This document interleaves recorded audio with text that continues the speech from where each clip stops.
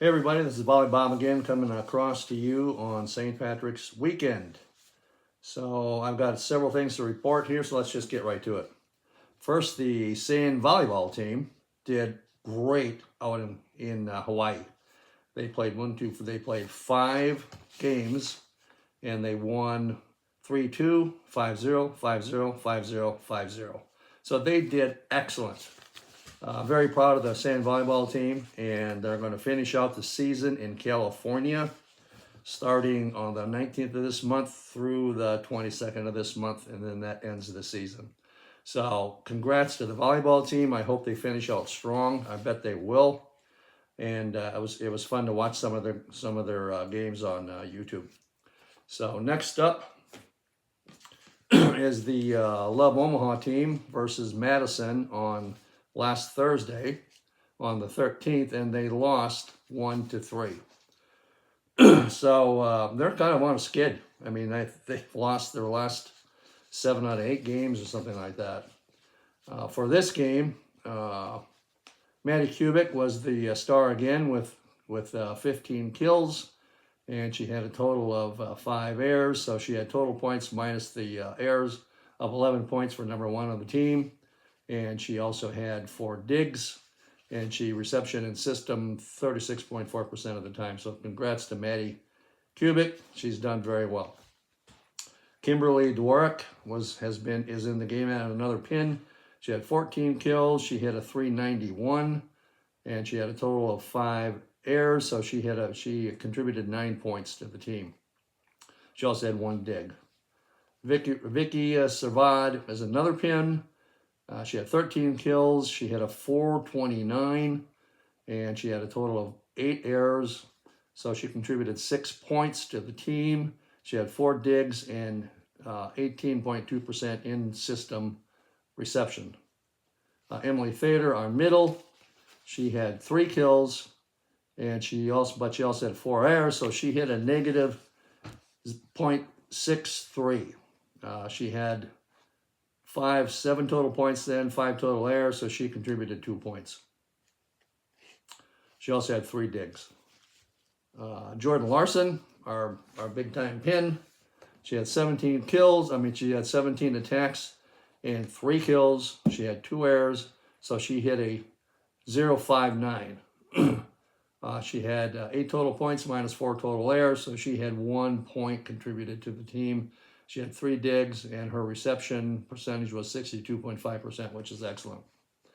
Our new middle coming in, she had 6 attacks with 2 kills with only 1 error, so she hit a 167.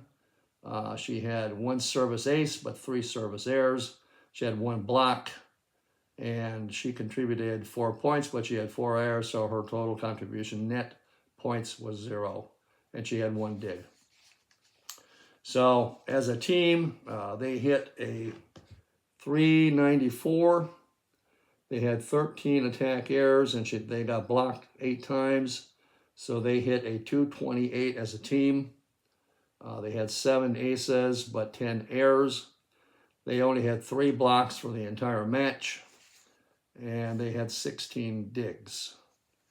So let's compare. Well, also the middles got set 23 times for 8. They've got set 18.1% of the time. So let's compare this to Madison. The hitting percentage for Omaha was 228 as a team. Madison hit a 450. We had 21 attack errors. They had 9. We had 7 aces. They had 6. We had 13 errors. They had 10. So that about equals out. They had 8 blocks to our 3 blocks. They had 43 digs to our 38 digs. The reception in system was 44%. Ours was about 42%, so that about equals out. So it's pretty obvious why we lost this game. The hitting percentage killed us. The attack errors killed us. And they outblocked us by 5 more blocks than we had. If you look at the total points scored, games 1 through 4, we scored 16 points, then 17 points. Then 28 points, that was our 1 win, and then 16 points. They had 25, 25, 26, and 25.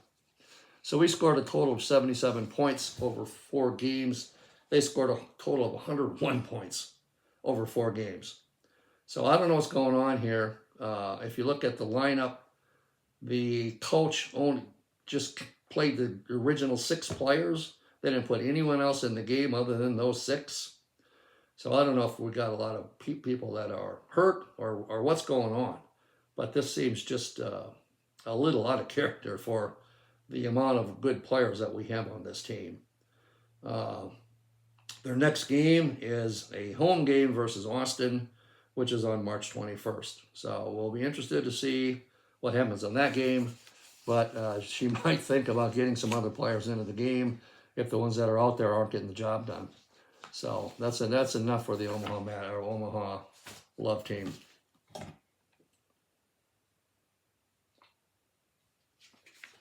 So on to the Supernovas versus the Indy Ignite. I watched that game on download. They did a reverse sweep and won 3-2, and they were lucky to come out of there with a win, let me tell you. That was on Thursday. Just going over the stats, Brooke had 42 attacks. She had 17 kills. She had a 262 with her airs. She had 20 serves, 1 service ace, 1 service error. She had 2 blocks. So she contributed 13 total points to the win.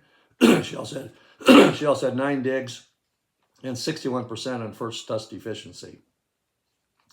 Allie Bittenhorst finally got in the game again. She was in the game 4 out of the, let's see, I think she was in the game 2, 3, 4, and 5 sets. So she hit 39 attacks, 16 kills.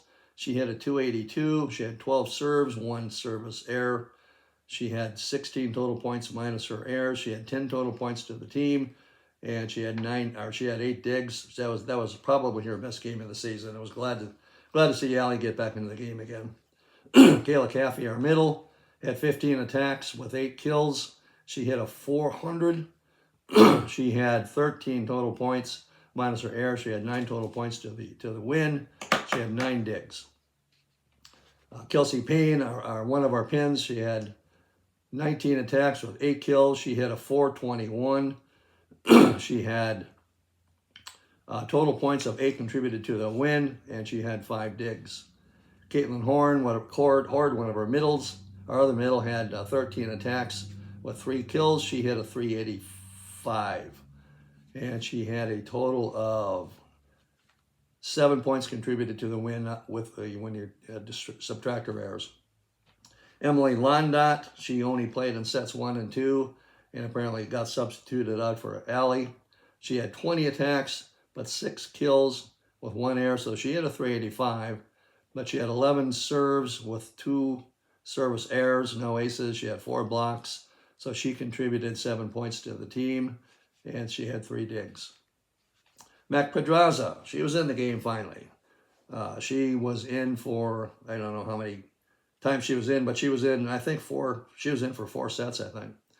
She had 6 attacks, 0, but no kills, but 2 errors, so she hit a negative 333, but she was pretty good at serving, I think. She had 11 serves with only 2 service errors.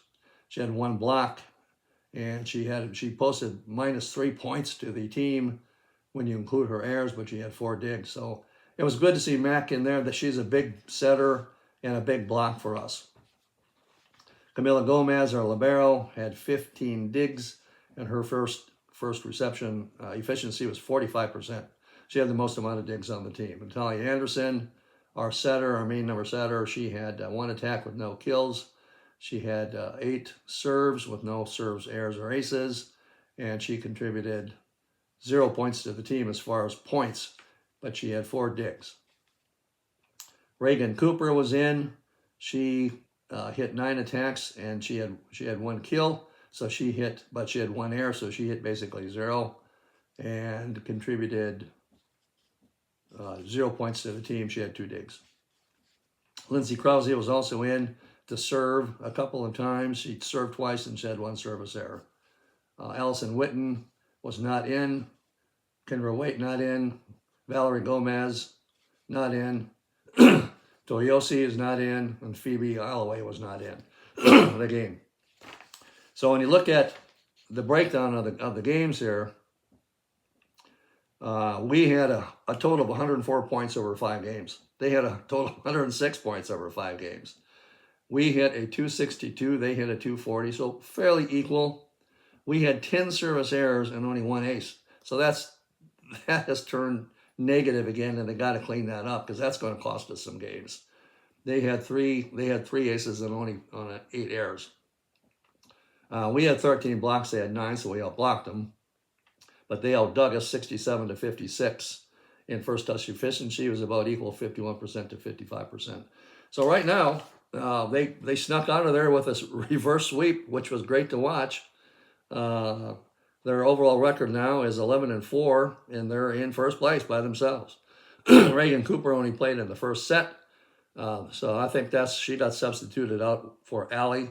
Allie played sets 2, 3, 4, and 5, and London only played sets 1 and 2. Our next game is today versus Orlando, and that's an away game, and you can watch that at 6 p.m. on YouTube. And our next home game is March 22nd versus the Indy Ignite, and it's called a stripe out seating by section. So they want everybody to wear either pink or blue to get the pink and blue stripes across the entire auditorium. I have the seating chart, so if you know what section you're going to be sitting in, just send me a message, and I'll let you know if you're supposed to wear a pink or a blue. The section I'm in is we're going to be wearing pink in our section. So I think the team is hoping for a brand new sellout, a brand new attendance sellout, and I would not be surprised if they get it this time. So let's get out there and support the home team on March 22nd, and wear your right colors if you can, and go Supernovas. And we will see you. Their next game is tonight, so I'll probably be reporting on that maybe tomorrow or the next day. But until then, try to stay warm. It's kind of a crappy day today as far as weather goes, but we're almost at spring. So until then, have a good day. Bye.